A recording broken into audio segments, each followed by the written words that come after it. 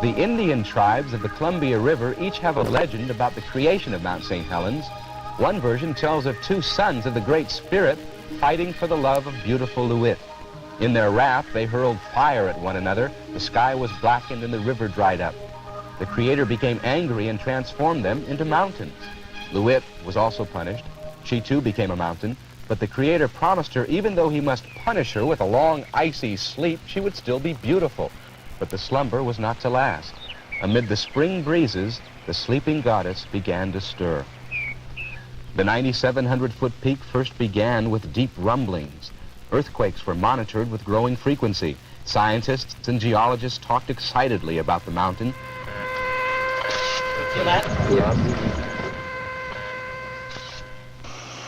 Monitoring stations were set up to measure and watch and anticipate, but mostly to watch. 845. Limited experience, limited predictions. As activity continued, scientists talked guardedly about possible eruptions. Then, on March 27th, it came. Confirmation. Lewit, Mount St. Helens, still had fire, the first venting of steam and ash. Within the next few weeks, fissures and minor avalanches were reported. Ventings of steam and ash carved a crater, then a second, and as the mountain shook off her sleep, the two craters became one, creating a saddle-shaped peak. Excited talk and study gave way to emergency plans. Parts of the mountain were evacuated as precautionary measures. Roadblocks went up. From United Press. Geologists began to focus on one particular part of the mountain, the north flank, where an ominous bulge had begun to grow and continued to grow at the rate of 5 feet a day. Geologists speculated about pressure building inside the mountain. Spirit Lake, which lies directly below the danger area, was evacuated. Most residents left willingly, realizing the dangers. Others were not so willing. 84-year-old Harry Truman was the not so willing. Truman, operator of the St. Helens Lodge, had spent much of his life on the mountain. During those evacuation days, Truman's reputation as a stubborn, crusty, whiskey-drinking diehard grew as rapidly as his refusals to leave. It hasn't hurt anything yet. It's no damage. It's on our side, the north side. It's left me alone entirely. I'm on the northeast side. There's no rock, no ash, or nothing on my side. I had some people yesterday ask me why the hell I stay there and what am I doing up there. That's my life. Spirit Lake and Mount St. Helens is my life, folks. I've lived there 50 years. It's a part of me. That mountain and that lake is a part of Truman, and I'm a part of it. School children wrote Truman, asking him to leave the danger area.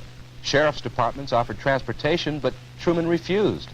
As late as Saturday, May 17th, Truman confirmed he would not leave the serenity and beauty of his Spirit Lake home.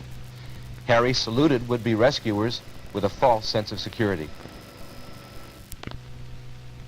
At 8:39 Sunday morning, May 18th, the mountain awoke with a roar.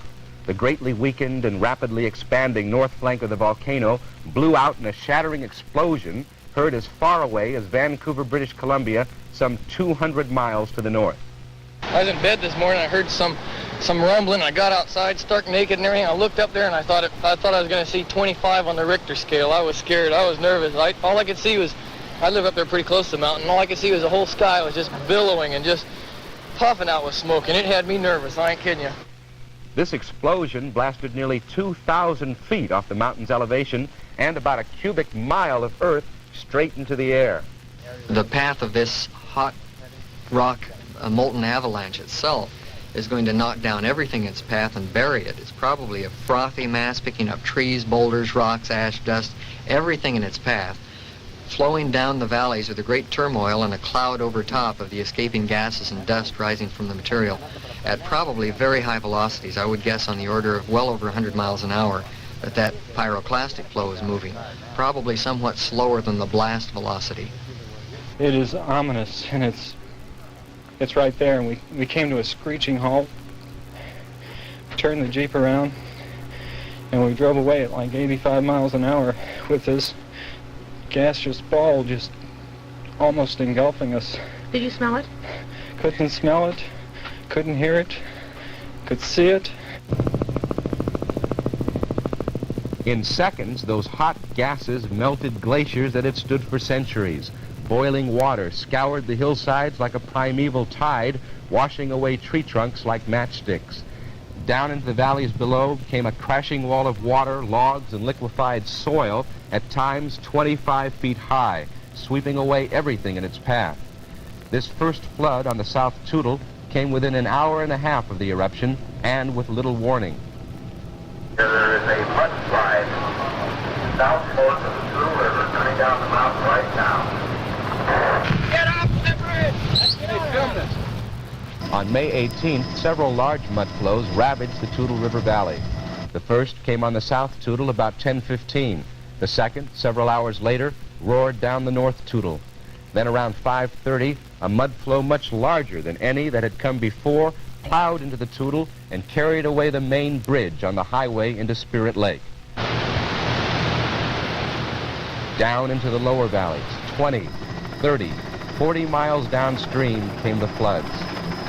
Property owners who had thought they were safe from the volcano's fury found their homes and lives washed away in seconds. By the hundreds, houses were washed off their foundations. Mud crashed into the front doors and pushed through ceilings. Cars and trucks were washed away. A freight train was twisted and pummeled by the deluge, riding a crest to settle far from its track. Many who had lived in this valley are still missing. Those who were lucky made it to higher ground. They at least escaped with their lives. Well, it's just taken out a lot of our land and our trees right down there below the bridge right now. And we're worried about our two houses. You know, we have two rentals down there, and we're worried about those. That they may get flooded out? Yeah, if this big mudslide comes, it's right up to them now.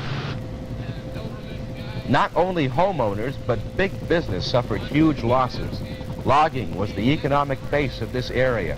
Weyerhaeuser, which lost thousands of acres of timber, also lost 2 logging camps. This is all that is left of the East District logging camp near Toutle.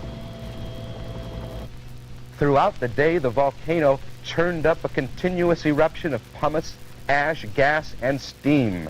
It sent up a cloud so dense it blotted out the sun. Climbing to 60,000 feet, the cloud would reach the jet stream and be carried across the country and eventually around the world. Scientists say it might lower the temperature worldwide by fractions of a degree. If nothing else, the ash particles made for spectacular sunsets.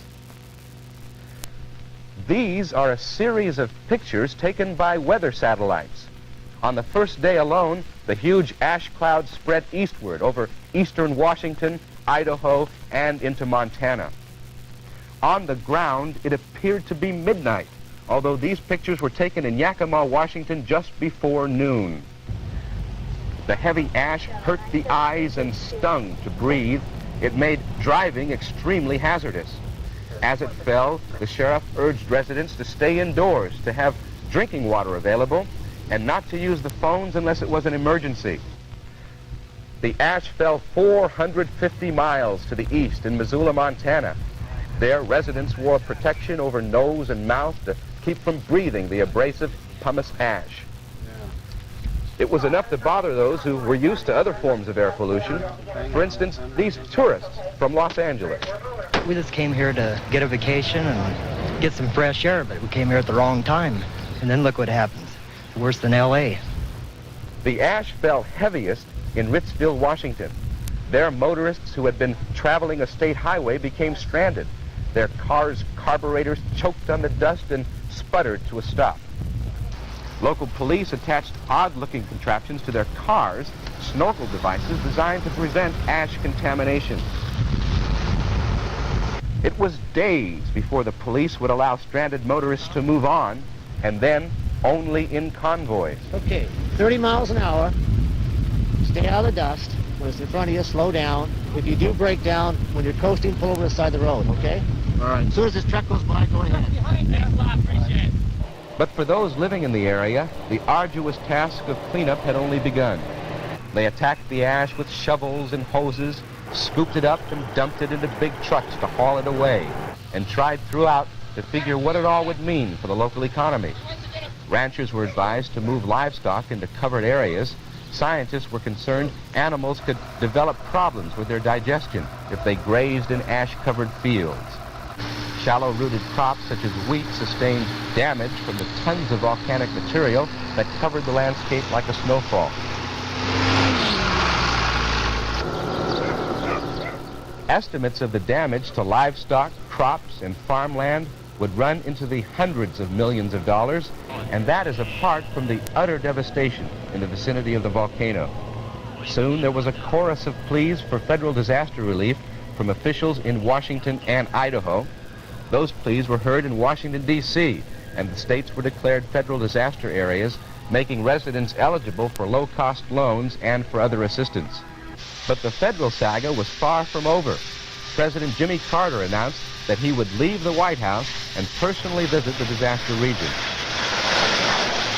Primary politics couldn't get the president out, but the devastation of Mount St. Helens could.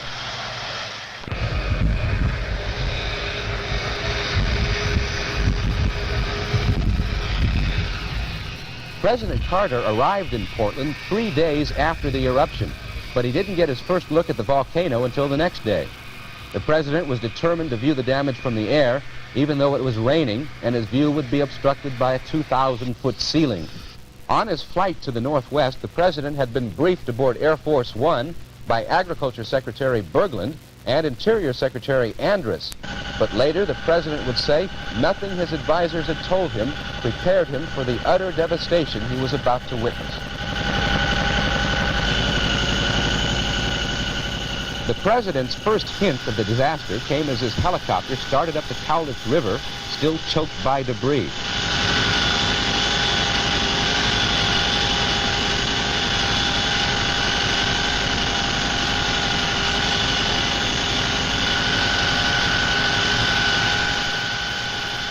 The Cowlitz had returned to its channel, but the broad banks were tattletales of the river's destructive rampage.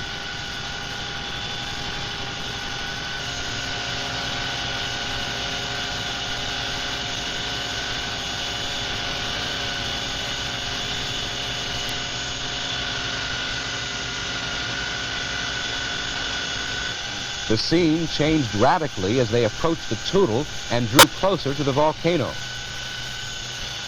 Later, the president would describe what he saw. That there is no way to prepare oneself for the sight that we beheld this morning. I don't know that there's, in recorded history in our nation, that there's ever been a more formidable explosion.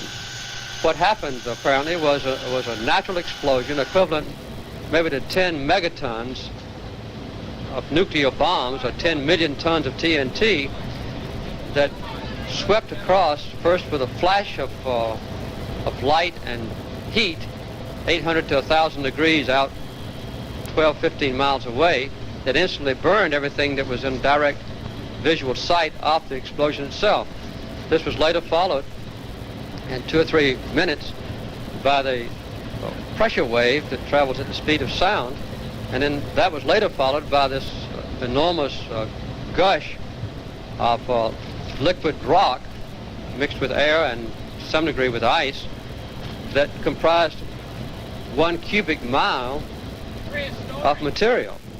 The absolute and total devastation of a region that encompasses about 150 miles. It's the worst thing I have ever seen. It had been described to me earlier, but it was much worse than the description had impressed me. I don't know how long it'll take for that region to be open even for normal movement of traffic. Enormous blocks of ice apparently are still covered by literally hundreds of feet of fluffy face powder type ash. And as that ice is melted under the hot conditions that exist, enormous cave-ins are taking place. Steam is bubbling up. There are a few fires about. Someone said it was like a moonscape, but it's much worse than anything I've ever seen, pictures of the moon's surface. Fortunately, the number of people in that region were minimal, but it is literally indescribable, and it's a devastation. Well, you can smell it now. Let's try not to, okay? In the hours after the May 18th explosion, rescue crews airlifted dozens of people to safety. Those saved included news cameraman Dave Crockett Jr. of television station KOMO in Seattle. Crockett had convinced his news director that something big might be brewing on the Mount St. Helens volcano. He'd set up a camera position at the very base of the volcano just before it blew.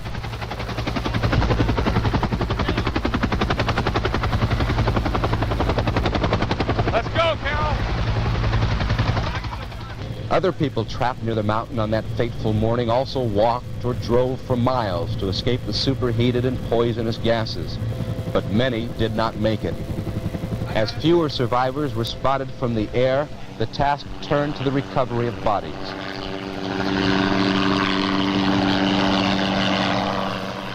Many sightseers who had evaded roadblocks hoping to get that perfect view of the mountain paid for their curiosity with their lives.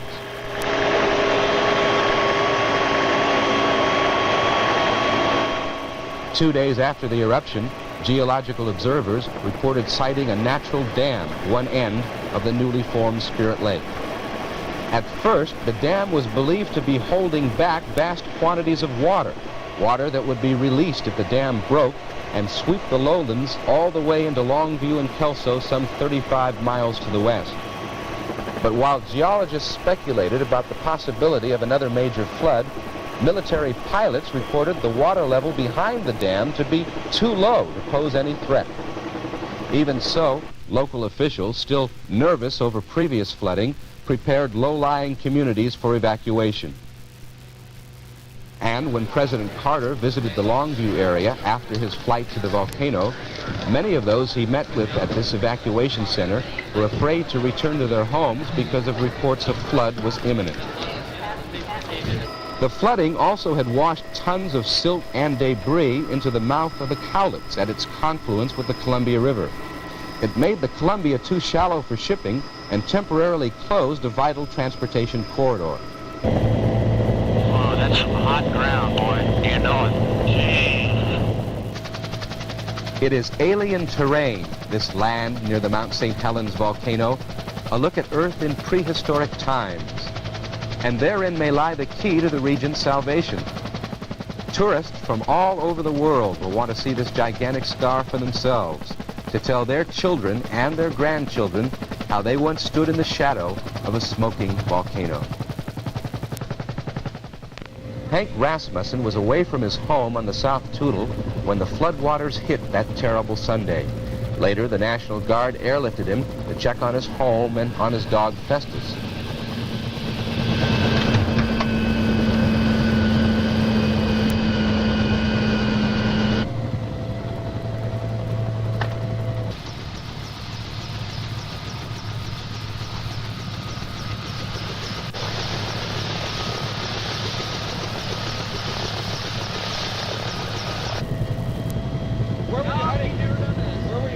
The flight gave Rasmussen a chance to view the devastation for the first time. It's a sad thing, it really is. I love this country, you know, I'll never live anywhere else. And this is my home. I hate to see it happen to my home, you know. But there were many not so fortunate as he. They were the victims of Mount St. Helens fury.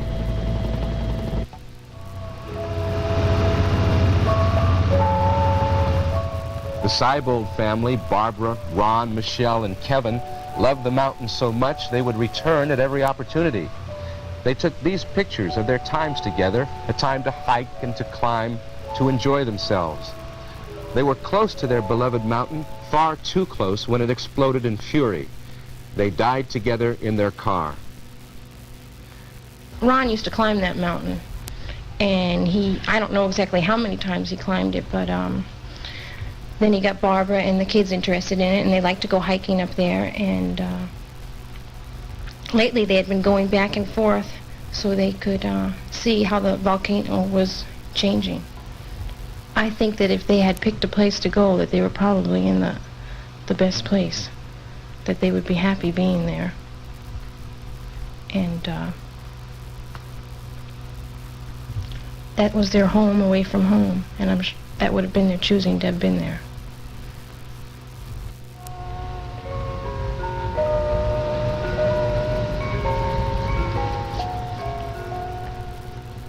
There was a memorial service for the Seibolds in the town of Tumwater, Washington, not far from their home in Olympia. So many friends and relatives were there, the chapel couldn't hold them all, and some had to stand outside. But they didn't seem to mind. Outdoors was a fitting place to remember a family who had so loved the woods. Death is the supreme tragedy. And often it is when a young life is taken. And then there was Harry Truman, the crusty 84-year-old mountain man, too stubborn to leave his sanctuary beside Spirit Lake. Harry wants to stay, and he's not going to leave, so, and he's thanked us for our concern for coming. It's definitely a mistake. Somebody done it to cause trouble for me and the law and everybody else. Now somebody... Yeah, but you sure want to also thank these guys for coming well, up I do, boys. to make I want sure to that... Thank you, sure. Damn it, yes, I do. They brought their helicopter up here to see if you needed some help in getting out. Yeah, we just came up here to help you get out. Oh, well, I'm not... Well, thank you, fellas. I appreciate that very much, but... I have no intentions to leave here, and I never have had any intentions, and everybody knew it the last 4 or 5 days. He felt he knew the mountain too well for it to harm him, but he was wrong. His memorial would be the legend he would leave behind.